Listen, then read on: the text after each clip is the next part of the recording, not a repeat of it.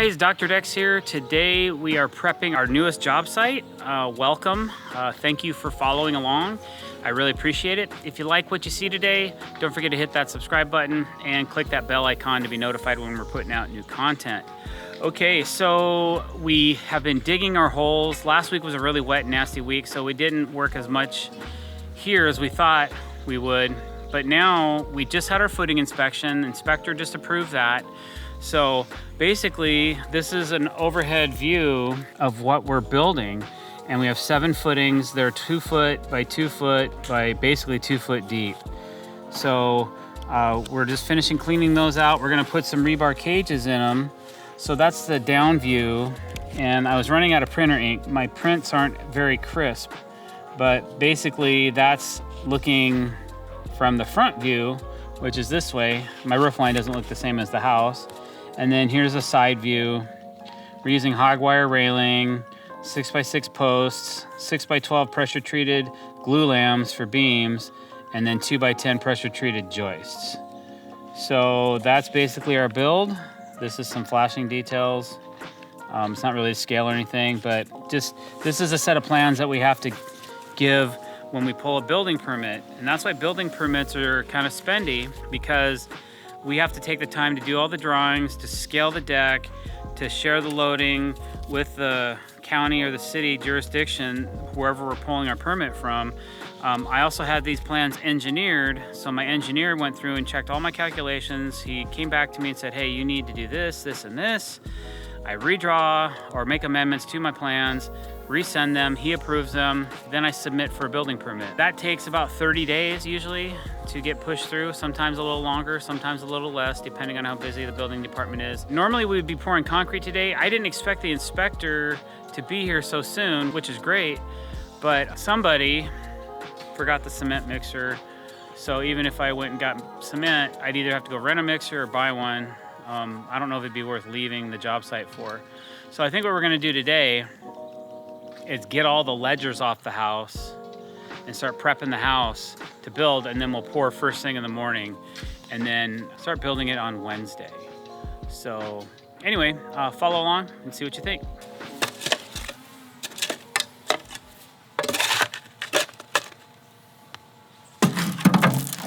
As you can see, they're pretty big holes, not a little bit larger than what we usually do. And these last two had huge rocks in them, so it seems to be a thing with lake taps. There's lots of rocks in the holes. But anyway, this guy's almost done, and then we're going to put our rebar cages in here and pour concrete tomorrow.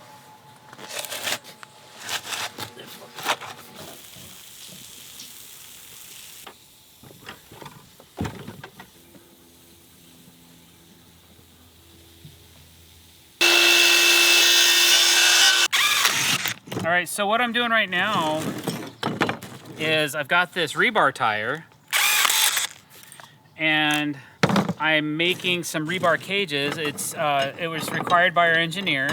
And what rebar does, and this is stuff called Karbon Bar with a K.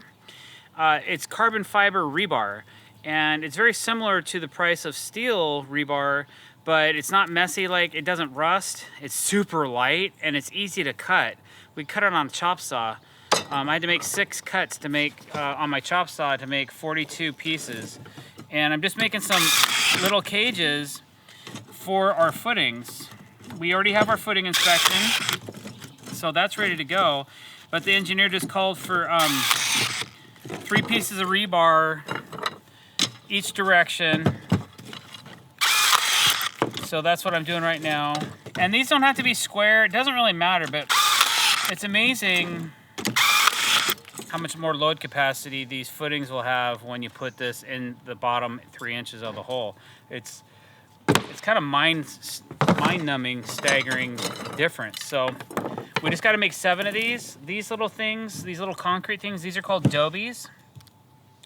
And what dobies do is they hold the rebar 3 inches up from the bottom of the hole, because when you're pouring, the inspector wants to make sure that the rebar is not sitting at the very bottom of the hole. It has to be 3 inches up in the concrete. So this is just a quick and dirty way to make sure. Now normally, sometimes I just pour a couple wheelbarrows of concrete in the hole and then throw my rebar in.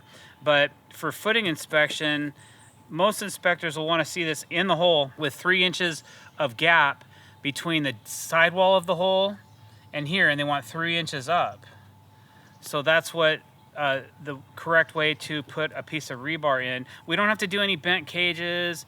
We don't have to put anything shooting up through it. This little piece of rebar cage will double the strength of our footing.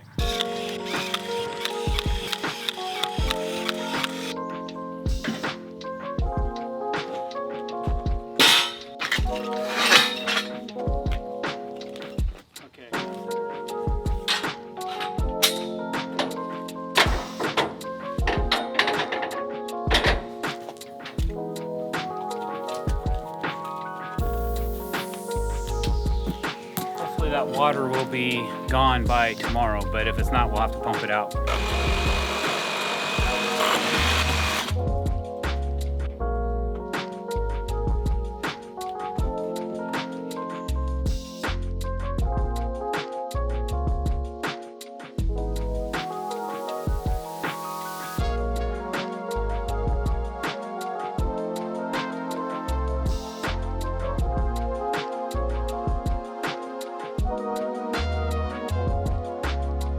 All right, so one of the most important parts of a deck is the ledger. Now there's still an existing ledger. The homeowner, to save some money, he tore the deck down himself and unfortunately left the ledger for us to take down, and it's taking us much longer to do that than it usually does to tear down a ledger board.